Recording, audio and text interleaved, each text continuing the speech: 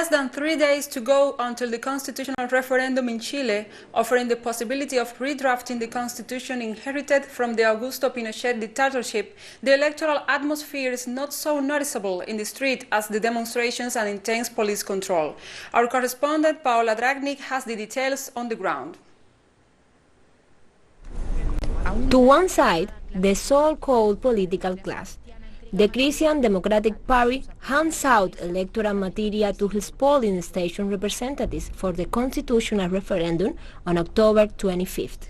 We need to unite all the sectors. There are even center-right sectors that have joined the Yes Vote campaign. On the other side, outside La Moneda Presidential Palace, relatives of those detained during the October protest who remain in prison. Only Channel 3 provides coverage.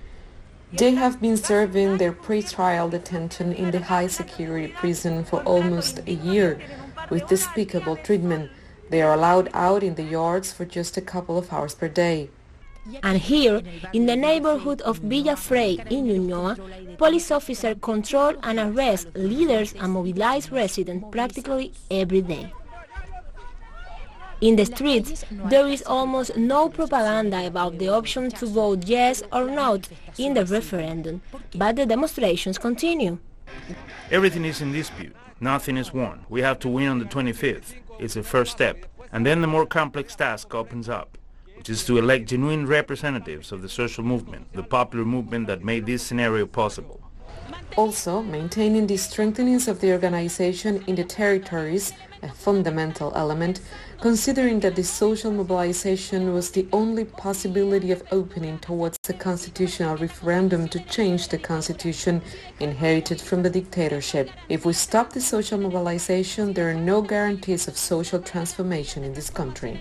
But it is a social mobilization that does not seem to be fully accommodated within the current political powers, the same that in the midst of the social unrest during 2019 quickly tried to calm the mood by offering the people a constitutional referendum.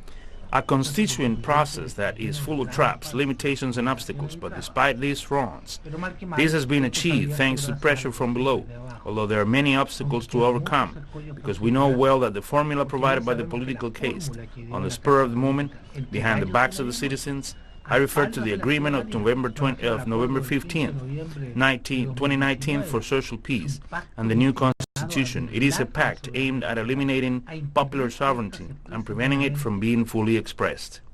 Law 21.200, which enabled the possibility of a constitutional referendum, even decides what the so-called Constitutional Convention can do. It partially marginalizes independence, establishes a superclassified quorum of 2/3, and prohibits the modification of international agreements, such as those on free trade.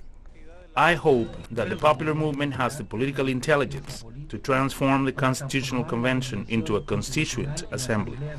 That could be done if a great social mobilization is maintained and a majority of effectively progressive delegates are elected that declare the convention free and sovereign, which is equivalent to converting it into a constitutional assembly. If that does not happen, we will have a new constitution, but this will be nothing more than a superficial change to the current model and the current constitution. We have to include the organized, self-convened people to achieve a constituent assembly. We are recently approaching the concepts of popular sovereignty, of constituent power, but there is still a long way to go.